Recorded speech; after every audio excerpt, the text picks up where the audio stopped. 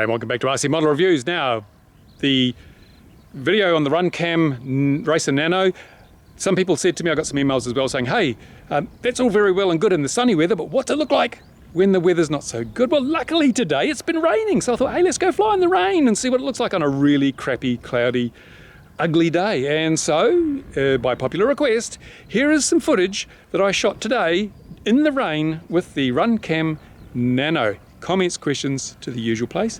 Thanks for your support. Thanks to my Patreon supporters. Here we go. Enjoy.